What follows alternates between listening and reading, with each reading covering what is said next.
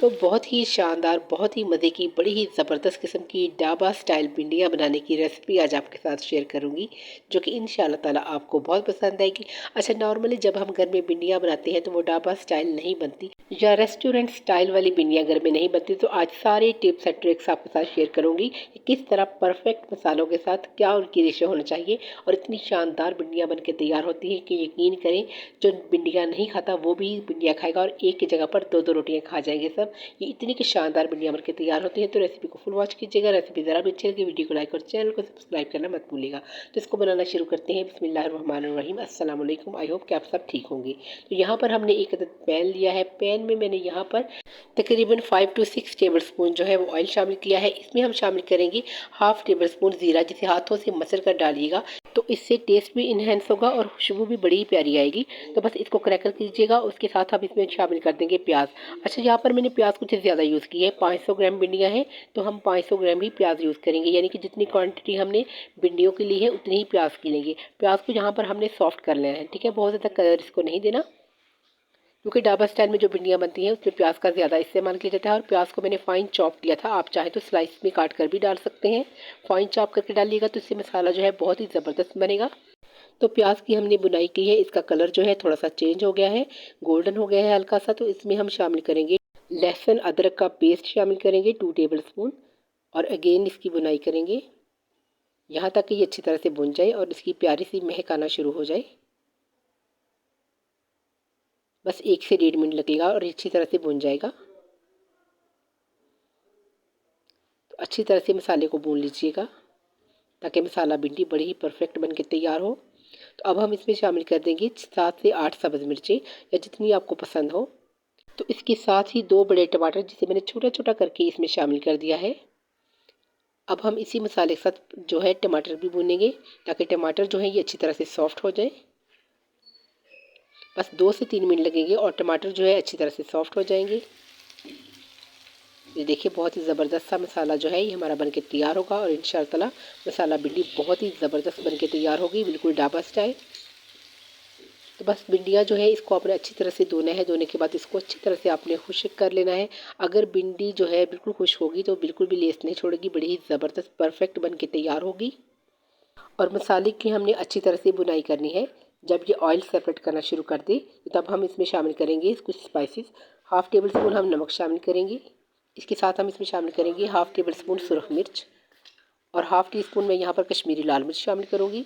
Half tea spoon इसमें हल्दी का जाएगा और इसके साथ ही हम इसमें शामिल करेंगे हाफ़ टी स्पून अजवाइन। हाथों से मसल कर डाल दीजिएगा, बहुत ही अच्छा टेस्ट इनहेंस होगा और ये बहुत ही अच्छी ही फ़ायदेमंद भी होती है। इसके साथ 1 टेबल स्पून सूखा धनिया पाउडर शामिल करेंगे।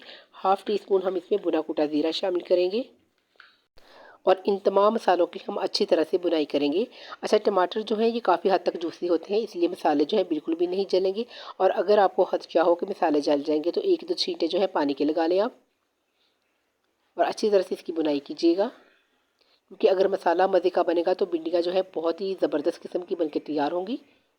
तो मसाला अच्छी तरह से भुन गया है, इसने ऑयल जो है सेपरेट करना शुरू कर दिया है। तो अब इस स्टेज पर हम इसमें शामिल करेंगे दही। यहाँ पर मैं 3 टेबल स्पून जो है दही शामिल कर रही हूँ। दही जो है ये थिक होनी चाहिए और बहुत ज़्यादा खट्टी नहीं होनी चाहिए। बिल्कुल फ्रेश दही जो है उसको आप शामिल करें और आँच को इस वक्त हल्का कर दें और दही को अच्छी तरह से मिक्स करें। तो जब दही अच्छी तरह से मिक्स हो जाए और दही पानी छोड़ना शुरू कर दे तो आँच को तेज़ करके पानी को सुखा लीजिएगा और अगेन इस मसाले की बुनाई करें। अच्छा, दही डालने से मसाले का जो टेक्सचर है वो बड़ा ही कमाल का हो जाएगा और बहुत ही टेस्टी मसाला जो है ये बनके तैयार होगा। अच्छी तरह से हमने इसकी बुनाई कर लेनी है यहाँ तक कि ये ऑयल जो है ये सेपरेट करना शुरू कर दे।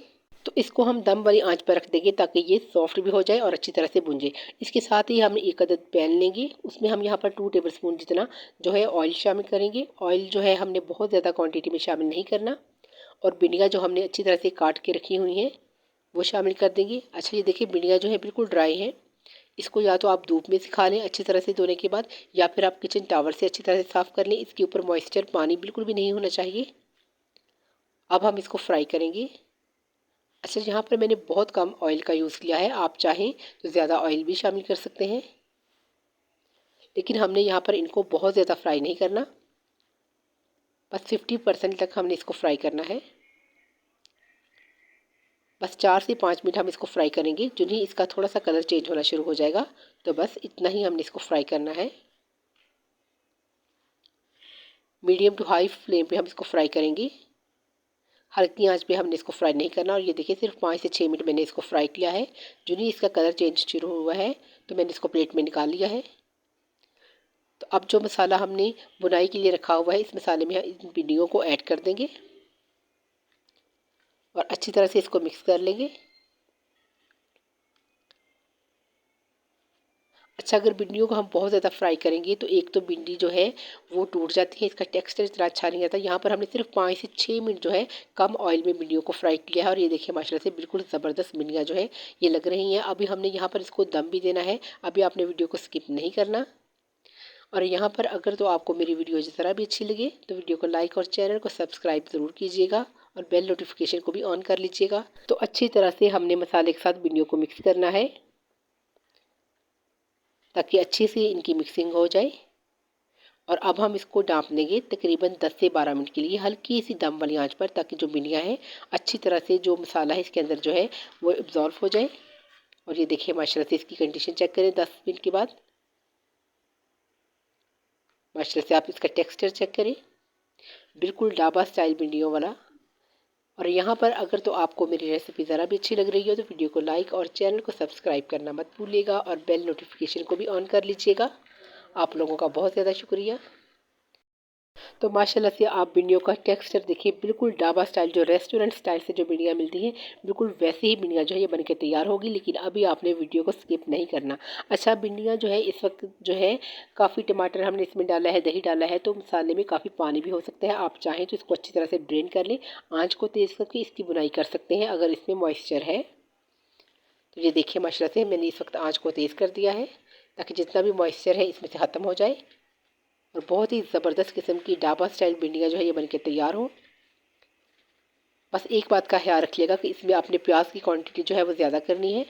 इसके साथ कुछ सब्ज़ मिर्चें जो है कच्ची काट कर इसमें शामिल कर दें और उसके साथ तकरीबन हाफ़ टी स्पून जो है भुना कुटा ज़ीरा वो स्प्रिंकल कर दें और अगेन इसकी मिक्सिंग करें। और मिक्सिंग आपने इस तरह से करनी है जिस तरह से चावलों की करते हैं, ये देखें, ताकि भिंडियाँ जो है कि गुल ना जाए। तो अब इसकी असेंबलिंग करते हैं।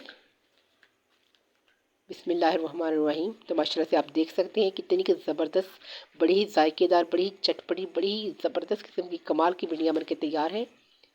यकीन करें इसको आप तंदूर की रोटी के साथ खाएं या घर की चपाती के साथ, सबको इंशाल्लाह ताला बहुत ही मज़ा आएगा, क्योंकि ये बहुत ही ज़बरदस्त टेस्टी बनके तैयार होती हैं। बस मसाला भिंडियों के लिए जो है प्याज ज़्यादा डालिएगा। तो माशाल्लाह से आप देख सकते हैं कितनी की ज़बरदस्त मसाला भिंडी बनके तैयार है। और गर्मियों का सीज़न है तो गर्मियों के सीज़न में भिंडियाँ जो है ये हर घर में बनती हैं, बल्कि बहुत सारे लोगों की मोस्ट फेवरेट है। तो इसमें ज़रूर बनाइएगा और इसमें अजवाइन का शामिल ज़रूर कीजिएगा। अजवाइन से एक तो बहुत अच्छा टेस्ट इन्हेंस होता है और दूसरा ये बहुत ही अच्छी होती है सेहत के लिए। आई होप कि ये रेसिपी आपको बहुत पसंद आई होगी। पसंद आई होगी तो फीडबैक ज़रूर दीजिएगा और इसके साथ मुझे इजाज़त दें नेक्स्ट वीडियो के लिए। अल्लाह हाफ़िज़। Thanks for watching.